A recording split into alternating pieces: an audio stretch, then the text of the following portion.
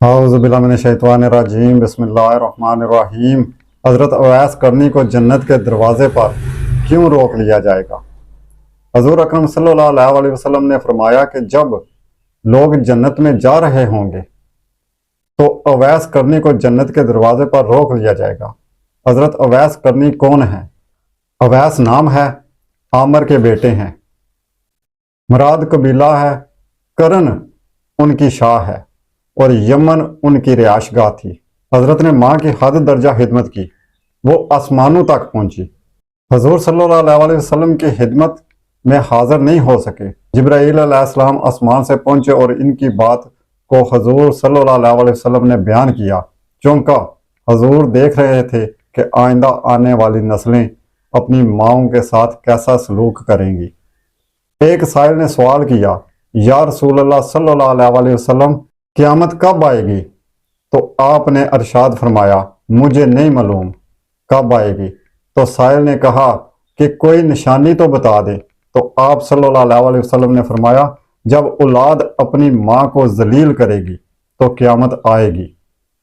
हजूर सल्लल्लाहु अलैहि वसल्लम ने हजरत उमर रजी अल्लाह अन्हो और हजरत अली रजी अल्लाह अन्हो से कहा कि तुम्हारे दौर में एक शख्स होगा जिसका नाम होगा अवैस बिन आमर, दरमियाना कद, रंग काला, जिस्म पर एक सफ़ेद दाग।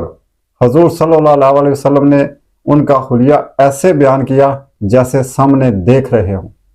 वो आएगा, जब वो आए तो तुम दोनों ने इससे दुआ करानी है। हजरत उमर रजी अल्लाह अन्हो और हजरत अली रजी अल्लाह अन्हो को अवैस करने की दुआ की ज़रूरत नहीं थी। ये उम्मत को पैगाम पहुंचाने के लिए है कि माँ का क्या मकाम है। हजरत उमर रजी अल्लाह अन्हो हैरान हो गए और सोचने लगे कि हजूर सल्लल्लाहु अलैहि वसल्लम क्या कह रहे हैं कि हम अवैस से दुआ कराएं। तो हजूर सल्लल्लाहु अलैहि वसल्लम ने फरमाया, उमर अली अवैस ने माँ की खिदमत इस तरह की है, जब वो हाथ उठाता है तो अल्लाह इसकी दुआ को खाली नहीं जाने देता। हजरत उमर रजी अल्लाह अन्हो 10 साल खलीफा रहे, 10 साल हज किया, लेकिन इन्हें अवैस ना मिले।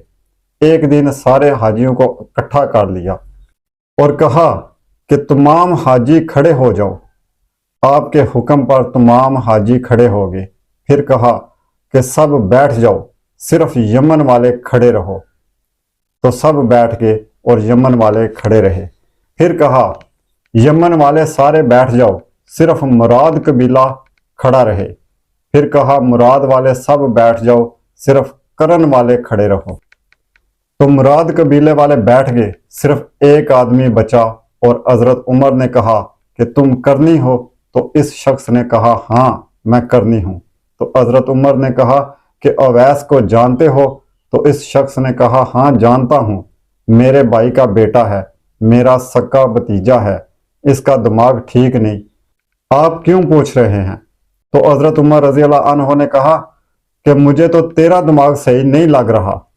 आपने पूछा, किधर है अवैस? तो इसने कहा कि आया हुआ है। पूछा, कहाँ है? तो इसने कहा कि वो अरफात गया है ऊंट चराने। आपने हजरत अली को साथ लिया और अरफात की दौड़ लगा दी। जब वहां पहुंचे तो देखा कि अवैस करनी दरख्त के नीचे नमाज पढ़ रहे हैं और ऊंट चारों तरफ चर रहे हैं। ये आकर बैठ गए और अवैस करनी की नमाज खत्म होने का इंतजार करने लगे। जब हजरत अवैस ने महसूस किया कि 2 आदमी आ गए तो उन्होंने नमाज मुख्तसर कर दी। सलाम फेरा तो हजरत उमर ने पूछा, कौन हो भाई? तो कहा, जी मैं मजदूर हूँ, इसे खबर नहीं कि ये कौन है। तो हजरत उमर ने कहा कि तेरा नाम क्या है? तो हजरत अवैस करनी ने कहा, अगर मेरा नाम अल्लाह का बंदा हो तो। हजरत उमर ने कहा कि सारे ही अल्लाह के बंदे हैं, तेरी माँ ने तेरा नाम क्या रखा है? तो हजरत अवैस ने कहा, आप कौन हैं? मेरी पूछ गछ करने वाले। उनका यह कहना था कि हजरत अली ने कहा कि अवैस, ये अमीरुल मोमिनीन उमर बिन खताब हैं और मैं हूं अली बिन अबी तालिब। हजरत अवैस का यह सुनना था कि वो कांपने लगी। कहा कि जी मैं माफ़ी चाहता हूँ, मैं तो आपको पहचानता ही नहीं था, मैं तो पहली दफ़ा आया हूँ। तो हजरत उमर ने कहा, तू ही अवैस है? तो उन्होंने कहा, हाँ मैं ही अवैस हूँ। حضرت عمر نے کہا ہاتھ اٹھا اور ہمارے لیے دعا کر۔ وہ رونے لگے اور کہا کہ میں دعا کروں؟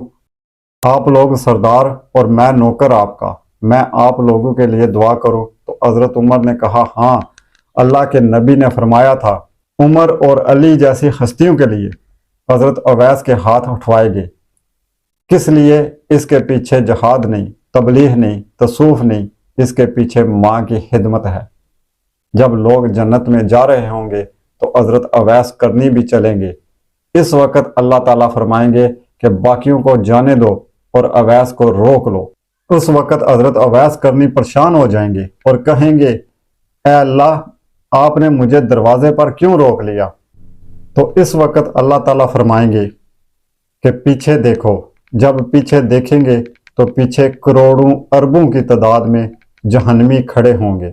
تو اس وقت اللہ تعالیٰ فرمائیں گے کہ اویس، تیری ایک نیکی نے مجھے بہت خوش کیا ہے، ماں کی خدمت۔ تو انگلی کا اشارہ کر، جدھر جدھر تیری انگلی پھرتی جائے گی میں تیرے طفیل ان کو جنت میں داخل کر دوں گا۔ سبحان اللہ۔ ناظرین، یہ تھے حضرت اویس کرنی۔ حضرت اویس کرنی کا یہ واقعہ تھا۔ اللہ تعالیٰ سے دعا ہے کہ اللہ تعالیٰ ہم سب کو ہمیشہ ہمیشہ والدین کی عزت و احترام کرنے کی، ان کی خدمت کرنے کی توفیق عطا فرمائے۔ آمین یا رب العالمین۔ اپنا بہت بہت خیال رکھیے گا اور ہمیں بھی دعاؤں میں یاد رکھیے گا۔ یہ مانو۔